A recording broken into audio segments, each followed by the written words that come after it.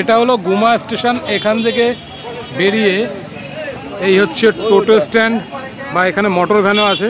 এখান থেকে ডাইরেক্ট কিন্তু পৌঁছে যাওয়া যায় চাকলা মন্দিরের গেটের সামনে।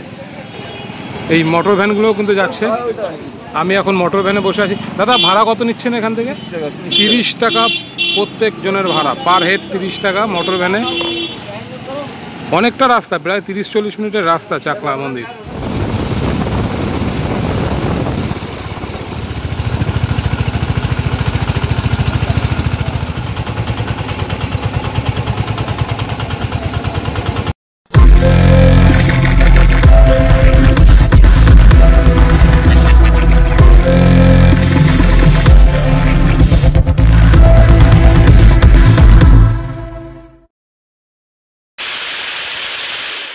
অবশেষে পৌঁছে গেলাম লোকনাথ বাবা মন্দিরের সামনে এবং মাঠের মাঝখান থেকে যে রাস্তাটি দেখা যাচ্ছে পুরো ঢালাই করা, এঁকে বেঁকে গেছে।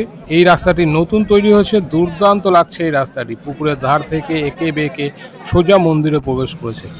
এটি যদিও মন্দিরের পেছনের দিকটা, তবুও রাস্তাটা সত্যি খুব সুন্দর করেছে। যাতায়াতের ভীষণ কিন্তু সুবিধা হয়েছে মানুষের।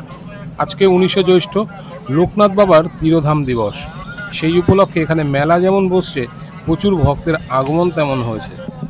এখানে আরও একটা জিনিস নতুন দেখতে পেলাম, এই কনস্ট্রাকশনটি, এই বিল্ডিংটি নতুন তৈরি করা হয়েছে। এটা সমস্ত ভক্তদের জন্য বিনামূল্যে ভোগ প্রসাদ গ্রহণের জায়গা। এখানে কিন্তু সবাই বিনামূল্যে ভোগ প্রসাদ গ্রহণ করতে পারে। আগে যেটা মাঠের মধ্যে হতো, ফাঁকা মাঠে প্রচণ্ড রোদে সমস্ত ভক্তদের মারাত্মক কষ্ট হতো, আর এখন সেটা অনেকটাই কমে গেছে। এবার এই বিল্ডিং থেকে আর একটু এগিয়ে যাব। এগিয়ে গিয়ে সামনে সাদা যে বিল্ডিংটা দেখা যাচ্ছে, তার পাশ থেকে একটা রাস্তা আছে। ওই রাস্তা থেকে মন্দিরের ভেতরে প্রবেশ করতে হয়। এখান থেকে যেতে যেতে রাস্তার দুপাশে আমরা প্রচুর দোকান দেখতে পাবো, কারণ প্রথমেই বলেছি মেলা চলছে। মেলার দোকানগুলো কিন্তু এখানে থাকছে। যারা লোকনাথ বাবা মন্দিরের ভেতরে এসে পুজো দিতে চাইছো, তাদের জন্যও কিন্তু এখানে ব্যবস্থা আছে। প্রচুর ফুল, প্রসাদ এবং পুজোর যে দ্রব্যাদি পাওয়া যায় সব কিছু কিন্তু এখানে পাওয়া যায়। সেরকম প্রচুর দোকান আছে, ডালা এখান থেকে তোমরা কিনে নিয়ে মন্দিরে প্রবেশ করতে পারো। মন্দিরে প্রবেশের আরও একটি নিয়ম আছে, তোমাদের জুতো পরে কিন্তু মন্দিরেও ঢোকা যাবে না, খালি পায়ে ঢুকতে হবে। তাই জুতো রাখতে গেলে তোমাদের কোনো দোকানে যেখান থেকে তোমরা ডালা কিনবে সেখানে রাখতে পারো, অথবা মন্দিরে ঢোকার যে গেট তার পাশেই কিন্তু একটি কাউন্টার আছে, যেখানে কিন্তু তোমরা 2 টাকার পরিবর্তে জুতো রাখতে পারবে।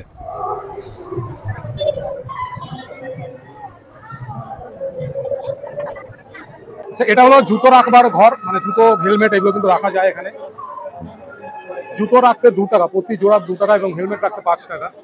এখানে কিন্তু জুতো রেখে তারপরে এই যে প্রবেশদ্বার মন্দিরের, এখান থেকে প্রবেশ করতে হবে। মন্দিরের ভেতরে প্রবেশ করছি। এই প্রবেশদ্বার,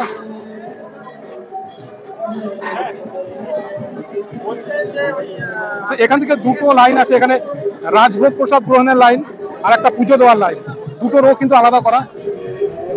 এই জায়গাটিকে খুব সুন্দর করে সাজিয়েছে এবার, কারণ এইরকম কিন্তু কোনোবার দেখতে পাইনি। খুব সুন্দর করে গেট করেছে, 2-3টে গেট করে একদম সামনে মহাদেবের মূর্তি রাখা হয়েছে। এই যে সামনে এখানটাতে, এখানে কিন্তু মহাদেবের মূর্তি।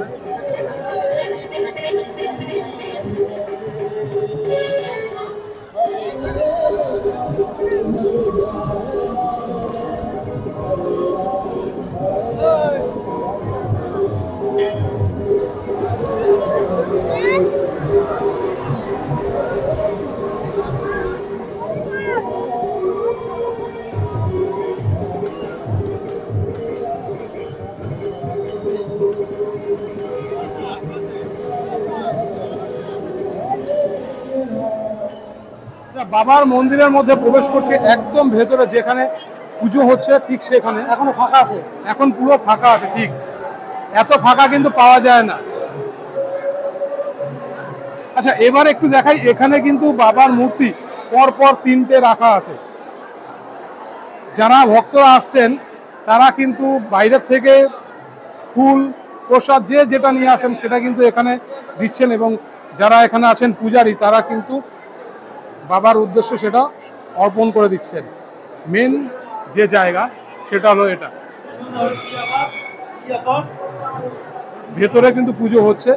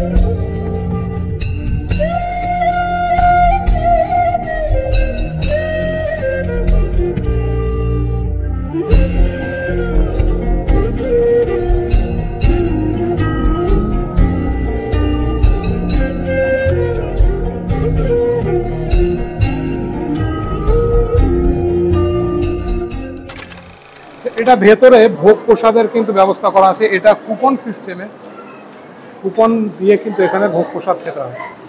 এটা একটু স্পেশাল কন্ডিশনে যারা আসে, মানে স্পেশালভাবে করা তাদের জন্য। এটা একটা রুম।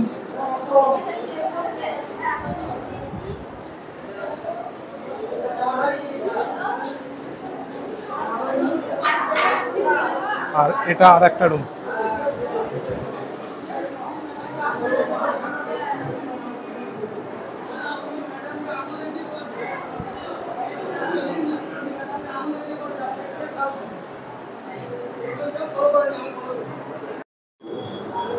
এখানে যেটা দেওয়া হচ্ছে, এই যে ভোগ দেওয়া হচ্ছে, এখানে ভোগ প্রসাদ এখানে স্পেশাল দেওয়া হয় কুপনের মাধ্যমে।